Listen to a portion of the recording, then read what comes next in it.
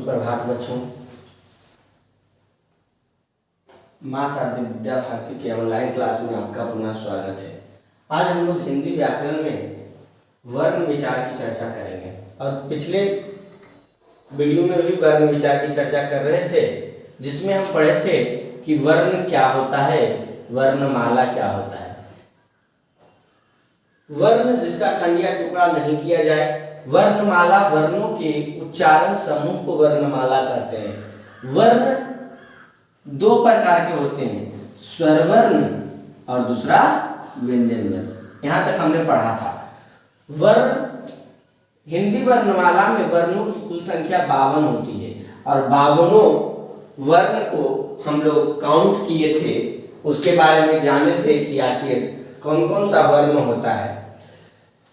तो अब आगे बढ़ते हैं। वर्ण दो प्रकार के होते हैं, स्वर वर्ण और व्यंजन वर्ण। आज हम एक के बारे में पढ़ेंगे कि स्वर वर्ण होता क्या है, स्वर वर्ण किसे कहते हैं, स्वर वर्ण कितने प्रकार के होते हैं।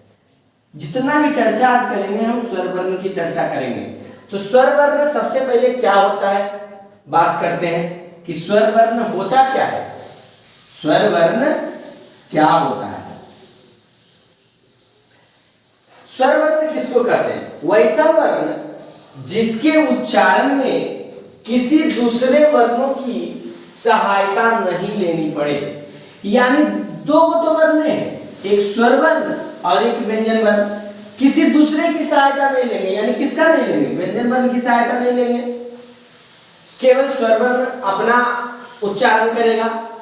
यानी स्वर वर्ण वैसा वर्ण जिसके उच्चारण में किसी दूसरे वर्णों की सहायता नहीं लेनी पड़े, उसे स्वर वर्ण कहते हैं। या कह सकते हैं कि वैसा वर्ण जिसका उच्चारण स्वतः होता हो, यानी अपने से होता हो, उसे क्या कहेंगे? स्वर वर्ण कहेंगे। वैसा वर्ण जिसका उच्चारण करने में किसी दूसरे वर्णों की सहायता नहीं लेनी पड़े, अर्थात हम कह सकते हैं वैसा वर्ण जिसका उच्चारण स्वतः होता हो, यानी किसी दूसरे वर्णों की सहायता न लेनी पड़े, स्वयं से हो, उसे हम क्या कहेंगे?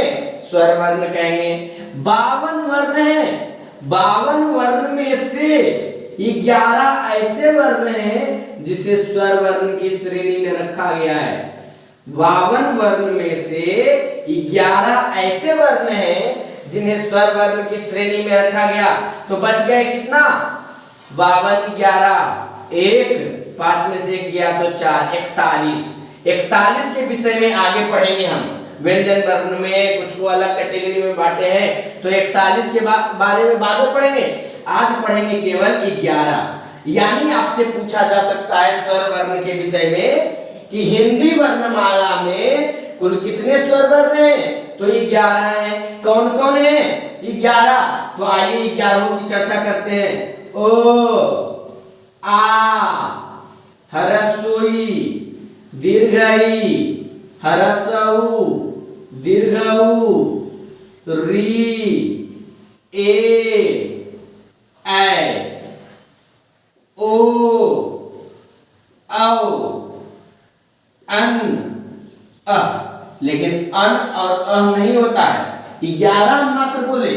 तो 11 कौन कौन? ओ, आ, ह्रस्वई, दीर्घई, ह्रस्व, दीर्घऊ, री, ए, ऐ, ओ, औ। 1 2 3 4 5 6 7 8 9 10 11। यानी हिंदी वर्णमाला में कुल कितने स्वर वर्ण हैं? 11 स्वर वर्ण हैं। कितने? 11। तो स्वर वर्ण किसे बोले? वैसा वर्ण जिसका उच्चारण स्वतः हो, यानी किसी दूसरे वर्ण की सहायता नहीं लेनी पड़े, उसे स्वर वर्ण बोले। हिंदी वर्णमाला में कुल स्वर वर्णों की संख्या कितनी है?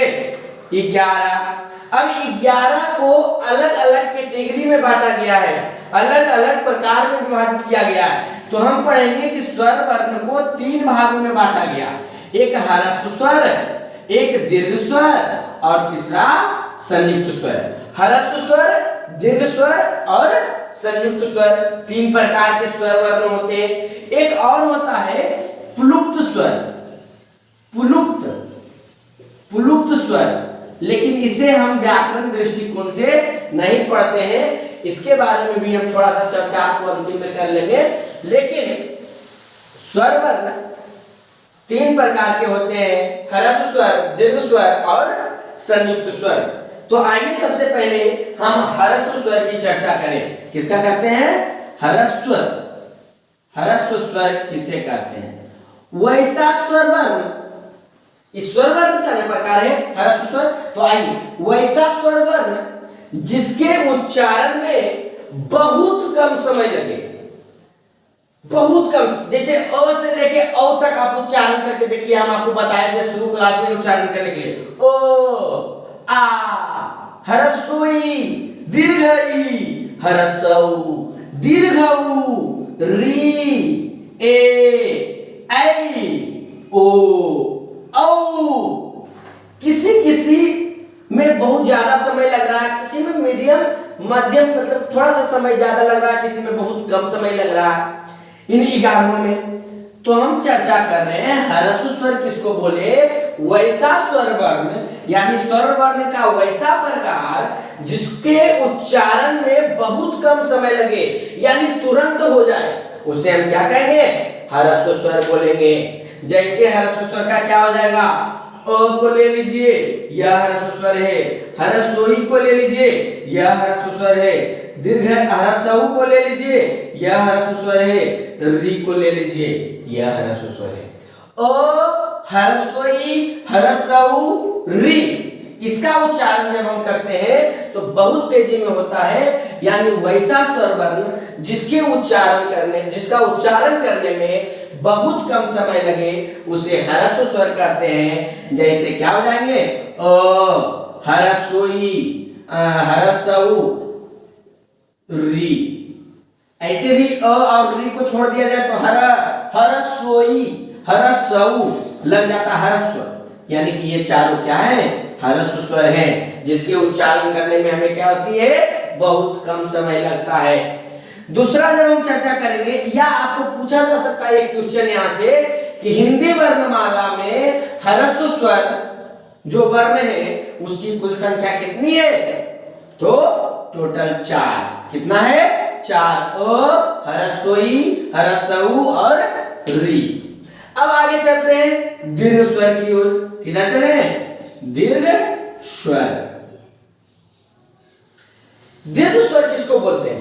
वैसा स्वर वर्ण, यानी स्वर वर्ण का एक प्रकार है, तो स्वर वर्ण का वैसा प्रकार जिसका उच्चारण करने में हमें ह्रस्व स्वर से थोड़ा अधिक समय लगे। ह्रस्व स्वर से थोड़ा अधिक समय, बहुत ज्यादा नहीं लगे, लेकिन थोड़ा अधिक लगे, थोड़ा। ह्रस्व स्वर जैसे अ बोलते हैं, फिर बोलते हैं आ, ओ, आ। देखिए, अ से ज्यादा समय आ में लग रहा है, तो ह्रस्व स्वर जिसमें बहुत कम समय लगे, और दीर्घ स्वर में ह्रस्व स्वर से थोड़ा ज्यादा लगे, उसे हम कहेंगे दीर्घ स्वर। तो दीर्घ स्वर है कौन कौन? तो एक आ, दीर्घई और दीर्घऊ, ये 3 जो है दीर्घ स्वर के उदाहरण है। दीर्घ स्वर किसको बोले? स्वर वर्ण का वैसा प्रकार या वैसा स्वर वर्ण जिसके उच्चारण करने में ह्रस्व स्वर से भी अधिक समय लगे, उसे हम क्या बोलेंगे? दीर्घ स्वर। जैसे आ, दीर्घई, दीर्घऊ। ऐसे भी दीर्घई, दीर्घऊ में देखिए दीर्घ लगा हुआ है, तो आ, दीर्घई और दीर्घऊ, ये क्या हो गए? दीर्घ स्वर के उदाहरण हो गए। अगर यहां से भी आपको एक क्वेश्चन पूछा जा सकता है, सिमुलतला में पिछला वर्ष पूछा गया था इस तरह का क्वेश्चन, तो इस बार भी हो सकता है पूछ दे कि हिंदी वर्णमाला में दीर्घ स्वर वर्ण की कुल संख्या कितनी है? तो हिंदी वर्णमाला में दीर्घ स्वर वर्ण कितने हैं? 3। 4, 3, 7 का काम कर लिए, अब बच गए 4, तो 4 की चर्चा कर लेते हैं। आइए तीसरा, संयुक्त स्वर। ओह सॉरी, हाँ, ह्रस्व स्वर, दीर्घ स्वर और संयुक्त स्वर। सही है, सही है। तो आइए संयुक्त स्वर। संयुक्त स्वर वैसा स्वर वर्ण जिसका उच्चारण करने में दीर्घ स्वर ह्रस्व स्वर और दीर्घ स्वर से भी अधिक समय लगे, वैसा स्वर वर्ण जिसका उच्चारण करने में ह्रस्व स्वर से तो अधिक लगना करेगा, लेकिन दीर्घ स्वर से भी अधिक लगे, उसे हम संयुक्त स्वर कहते हैं। जैसे ए, ऐ, ओ, औ। ये क्या है? ये क्या है? संयुक्त स्वर के उदाहरण है। ए, ऐ, ओ, औ। वैसा स्वर वर्ण जिसका उच्चारण करने में ह्रस्व स्वर और दीर्घ स्वर से भी अधिक समय लगे, उसे हम संयुक्त स्वर कहते हैं। ए, ऐ, ओ, औ। ये चार क्या है? संयुक्त स्वर के उदाहरण हैं। ये चार क्या है? संयुक्त स्वर के उदाहरण है। अगर आपसे पूछ लिया जाए कि हिंदी वर्णमाला में संयुक्त स्वर वर्ण की कुल संख्या कितनी है, तो चार। कितनी संख्या है? चार। यहां से बहुत सारे क्वेश्चन बन गए कि वर्ण दो प्रकार के स्वर वर्ण और व्यंजन वर्ण। स्वर वर्ण तीन प्रकार के, ह्रस्व स्वर, दीर्घ स्वर, संयुक्त स्वर। चौथा भी होता है, लेकिन व्याकरण में इसे नहीं पढ़ेंगे। अब नहीं पढ़ा जाता है। ह्रस्व स्वर, दीर्घ स्वर, संयुक्त स्वर को अलग अलग कैटेगरी में बांटे। ह्रस्व स्वर चार होता है, जिसका उच्चारण करने में बहुत कम समय लगे, अ, ह्रस्व ई, ह्रस्व उ और री। दीर्घ स्वर जिसका उच्चारण करने में ह्रस्व स्वर से थोड़ा अधिक समय लगे, आ, दीर्घ ई, दीर्घ उ, इसकी संख्या 3 होती है। और संयुक्त स्वर जिसका उच्चारण करने में ह्रस्व स्वर दीर्घ स्वर से भी अधिक समय लगे, ए, ऐ, ओ, औ, इसकी संख्या 4 होती है। तो आज हमने पढ़ा स्वर वर्ण तीन प्रकार के, ह्रस्व स्वर, दीर्घ स्वर और संयुक्त स्वर, जिसकी चर्चा की है। एक आता है प्लुप्त स्वर, लास्ट। प्लुप्त स्वर ये क्या होता है? आप गांव में सुनते होंगे या कहीं देखे होंगे पंडित जी को पूजा कराते हुए। कहते हैं पंडित जी क्या? ओ,